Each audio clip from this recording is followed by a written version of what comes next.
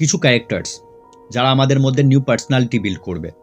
Knowing about their way of life will unlock the road of our life. এমনই একটি character Swami Vivekananda, যিনি পরাধীন ভারতের ইউথকে জাগিয়েছিলেন, ইংরেজদের বাঁধন ছিঁড়ে স্বপ্ন দেখতে, স্বপ্নের পেছনে দৌড়াতে শিখিয়েছিলেন। পরাধীন দেশের নাগরিক হয়েও আমেরিকার বুকে দাঁড়িয়ে ভারতের মাটির সুগন্ধ গোটা বিশ্বকে জানিয়েছিলেন। কিন্তু পরাধীন ভারত থেকে আমেরিকার বুকে দাঁড়ানোর রাস্তাটা খুব সহজ ছিল না। দুঃখ কষ্টের কাঁটায় ভরা সেই রাস্তা পার করেই নরেন্দ্রনাথ দত্ত স্বামী বিবেকানন্দতে পরিণত হয়েছিলেন।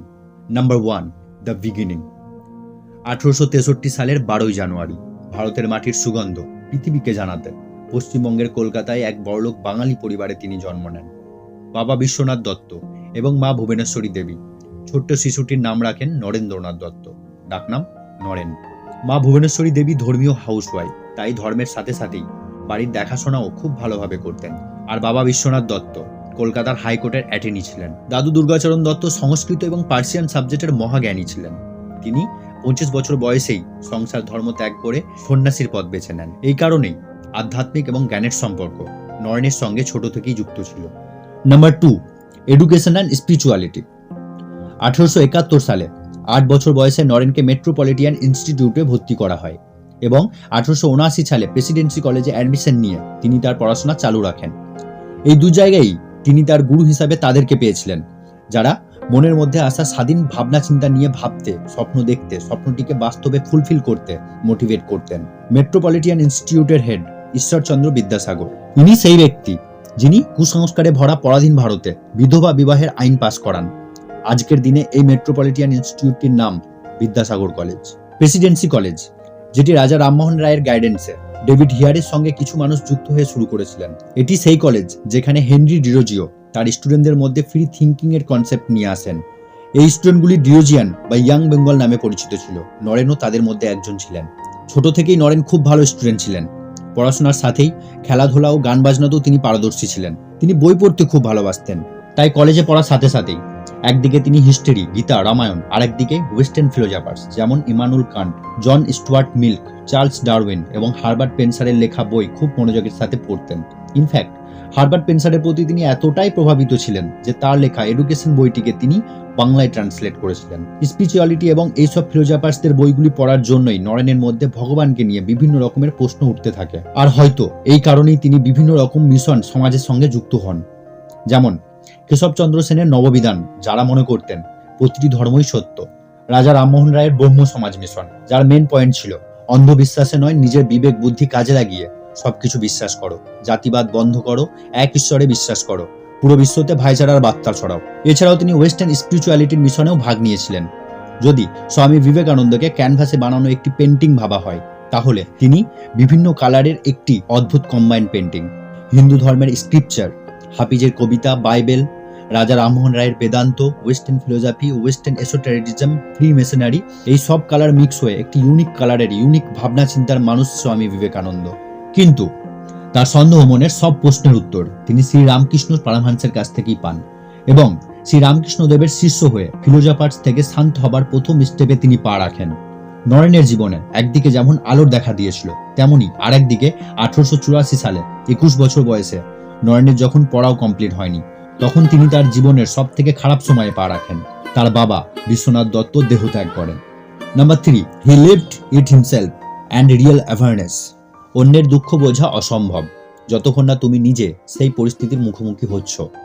আর হয়তো নরেন থেকে স্বামী বিবেকানন্দ হবার জন্য দুঃখ কষ্টের অবহেলিত হবার এই কাঁটায় ভরা রাস্তা পার করাও জরুরি ছিল। তার পিতার মৃত্যুর পর নরেন বুঝতে পেরেছিল গরিবি কাকে বলে, খিদের জ্বালা কাকে বলে, কাজের জন্য এক অফিস থেকে আর এক অফিস করাটা কতটা কষ্টের। জীবনের এই পর্বে কেউ তার সঙ্গে ছিল না। আত্মীয় স্বজনরা তো জায়গা জমির ভাগ নিয়ে লড়াই শুরু করে দিয়েছিল। সেই সময় নরেন ভালোভাবে বুঝতে পেরেছিল এই পৃথিবীতে গরিব আর লাচার মানুষদের কোনো জায়গা নেই। এমন সময়ে তিনি প্রায় হার মেনেই নিয়েছিলেন, কিন্তু এই পরিস্থিতিতে শ্রী রামকৃষ্ণ দেব তাকে সাহারা দেয়। নরেনের ভগবানের প্রতি উঠতে থাকা বিশ্বাস ফিরিয়ে আনে। এইভাবেই দেখতে দেখতে 1886 সালের 16 আগস্ট তার জীবনে আবার অন্ধকার নেমে আসে। তার পরম প্রিয় গুরু শ্রী রামকৃষ্ণ দেব দেহত্যাগ করেন। নরেন আবার একা হয়ে পড়ে, কিন্তু এবার তার উপর বাকি শিষ্যদেরও দায়িত্ব ছিল। আর এই কারণেই তিনি ঘর বাড়ি ছেড়ে তাদের সাথেই থাকতে শুরু করে। পরে সেই জায়গাটি রামকৃষ্ণ মঠ নামে পরিচিত হতে থাকে। 1886 সালে নরেন মঠ ছেড়ে ভারতের কোণে কোণে মানুষের দুঃখ কষ্ট বোঝার জন্য বেরিয়ে পড়ে। প্রতিজ্ঞা নেন দেশের মানুষের ভালোর জন্য নিজের জীবন উৎসর্গ করে দেবেন। আর এইভাবেই 5 বছর নিজের জীবনের দামি সময়গুলি দেশের ভালোর জন্য, মানুষের ভালোর জন্য কিভাবে কেটে যায় নরেন নিজেও বুঝতে পারেনি। Number 4, the world came to know him. তারপর একদিন তিনি জানতে পারেন শিকাগোতে ওয়ার্ল্ডস কলম্বিয়ান এক্সপোজিশনের পার্লামেন্ট অফ রিলিজিয়ানের জন্য। স্বামী বিবেকানন্দ ভাবেন ওখানে গিয়ে ভারতকে, হিন্দুত্বকে, বেদান্তকে, তার গুরু শ্রী রামকৃষ্ণ দেবের ফিলোসফিসগুলিকে মানুষের মধ্যে রিপ্রেজেন্টেটিভ করার কথা। বেদান্তের মূল কথা আমরা একটি লাইন থেকেই বুঝতে পারি, আহাম ব্রহ্মাস্মি তুয়াঞ্চা, যার মানে ভগবান আর মানুষ একই। যেমন হিন্দু, মুসলিম, খ্রিস্টান ধর্মে আমরা ভগবানকে খুঁজি, মানে গড সেন্টার্ড অ্যাপ্রোচ। আর একধারে বৌদ্ধ ও জৈন ধর্মে ভগবানকে খোঁজার জায়গায় নিজের মধ্যে থাকা সত্যকে খোঁজার চেষ্টা করা হয়, মানে হিউম্যান সেন্টার্ড অ্যাপ্রোচ। আর বেদান্ত সেই ধর্ম যেটি গড সেন্টার্ড অ্যাপ্রোচ এবং হিউম্যান সেন্টার্ড অ্যাপ্রোচ এই দুটিকে এক করে। মানে যখন আমরা ভগবানকে খুঁজি তখন সবার লাস্টে আমরা আমাদের মধ্যে থাকা সত্যকে খুঁজে পাই, আর যখন আমরা আমাদের মধ্যে থাকা সত্যকে খুঁজি তখন আমরা ভগবানকে খুঁজে পাই, কারণ দুটোই তো একই। আর এটাই বোঝাতে স্বামী বিবেকানন্দ 31 মে 1893 সালে শিকাগোর উদ্দেশ্যে বেরিয়ে পড়েন।